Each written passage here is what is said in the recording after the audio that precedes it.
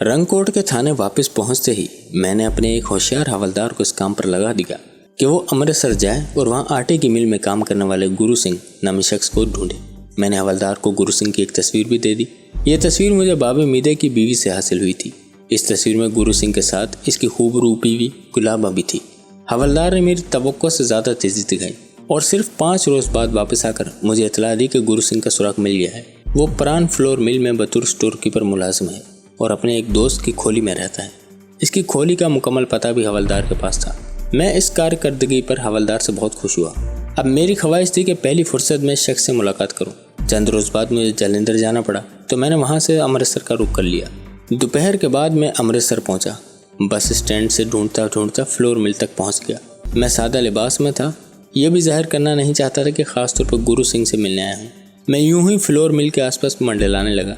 मिल में छुट्टी हुई और मैं गौर से चेहरों को देखने लगा। जल्द ही मुझे गुरु सिंह का चेहरा नजर आया। वो एक दोस्त की बाहों में बाहें डाले बातें करते चला आ रहा था। मैंने से रोककर कहा, तुम्हारा नाम गुरु सिंह तो नहीं? वो जरा सा चौंका, फिर संभल कर बोला, हाँ क्या काम है आप? मैंने कहा, तुम बरनाला में रोहतक गाँव के रहने वाले हो ना? इसने एक बार फिर हाँ में जवाब दिया। मैंने कहा, मेरा नाम नवाज है। रोहतक में बाबे मीदे का बड़ा बेटा जो पिछले साल नहर में डूब गया था, मेरा बेली है। एक दफ़ा रोहतक गया तो बाबे मीदे के घर तुम्हें देखा था। तुम्हारी शादी बाबे मीदे की बेटी से हुई थी ना?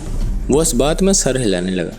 मुझसे मिलकर इसे कोई खास नुसरत नहीं हुई थी, लेकिन मैं इसका पीछा छोड़ने वाला कहाँ था। मैं इसके साथ साथ चलने लगा और बात से बात निकालने लगा। मजबूरन गुरु सिंह को मुझे चाय की दावत देना पड़ी। एक फुटपाथ ही टील स्टॉल पर हम लकड़ी के स्टूलों पर बैठ गए। मैंने गुरु सिंह से घरेलू बातें शुरू कर दी। जल्द ही मैं इसे अपने ढप पर ले आया। इसने बताया कि वो काम करने के लिए शहर आया हुआ है। सास ससुर से इसका झगड़ा चल रहा था, इसलिए बीवी को इसने टमानों की हवेली में सरदारनी के पास छोड़ दिया है। वहाँ वो बड़े सुकून से रहती है। जल्द ही वो अपना कारोबार शुरू करने का इरादा रखता है, फिर बीवी को यहाँ शहर ले आएगा। गुरु सिंह काफ़ी देर तक बोलता रहा। इसने जो बातें की इनसे बदरूग सिंह की बयान की तस्दीक होती थी और गाँव वालों को यह ख्याल गलत साबित होता था कि बाबे मीदे की बेटी को ज़बरदस्ती हवेली में रखा गया है और इसका शोहर शर्म से मुँह छुपाकर कहीं निकल गया है।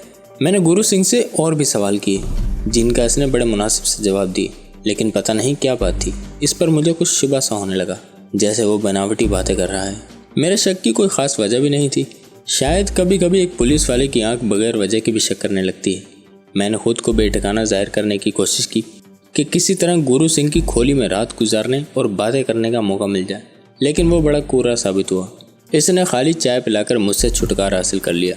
अब एक ही तरीका था, मैं खुद को इस पर जाहिर कर दूं और पूछ-गूछ के लिए करीबी थाने ले जाऊं। लेकिन इसमें भी कई नुकसान थे और सबसे बड़ा नुकसान ये था कि अगर टुमानो को मेरी पूछ-गूछ का पता चल जाता तो वो मेरी तरफ से बिल्कुल बदगुमान हो जाते। सोच विचार के बाद मैंने फैसला किया कि फ़िलहाल बरनाला वापस चला जाऊँ और जब इस मसले का कोई हल जहन में आ जाए तो फिर अमली कदम उठाऊँ। 4-5 रोज़ की बात है। मैं अपने रंगकोट थाने में मौजूद था। रात करीबन 10 बजे का वक्त था। सर्दी बहुत ज़्यादा थी। मेरी राइश थाने के अंदर ही थी। पुरानी तर्ज का ऊंची छत वाला वसी और इस कमरा था। एक कमरे में नानक चंदी ईंटों का बना हुआ आतिशदान था। आतिशदान के बगैर ऐसे कमरे बहुत ठंडे रहते हैं। मैंने चारपाई आतिशदान के करीब ही डाल रखी थी। अभी मैं ऊँघ ही रहा था कि दरवाजे पर दस्तक हुई। मैंने लिहाफ से निकलकर दरवाज़ा खोला। सामने अशफाक खड़ा था। वो वर्दी में था। इसके साथ एक दूसरा शख्स था। इस शख्स ने कंबल लपेट रखा था। हाथों में हथकड़ी थी। हथकड़ी की जंजीर का सिरा अशफाक के हाथ में था। कंबल वाले का चेहरा रोशनी में आया तो मैं बुरी तरह चौंक गया। वो गुरु सिंह था। गुरु सिंह भी मुझे पहचान कर हैरान रह गया। वो हैरत से कभी मुझे और कभी मेरी वर्दी को देखता था। मैंने घबरा कर पूछा, ये क्या है?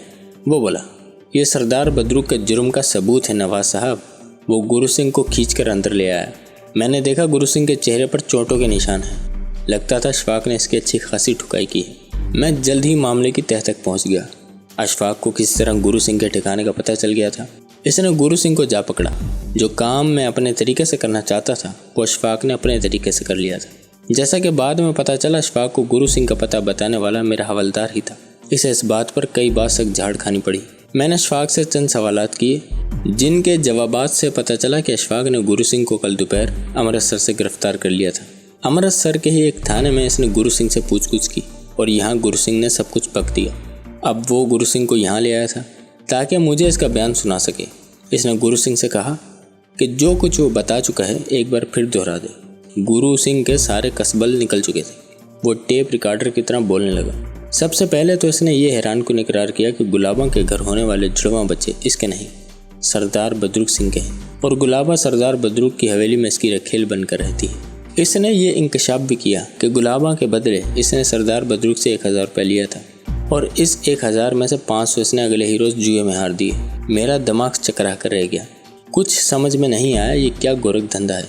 मैंने गुरु सिंह से कहा कि वो शुरू से तमाम वाक़यात बताए।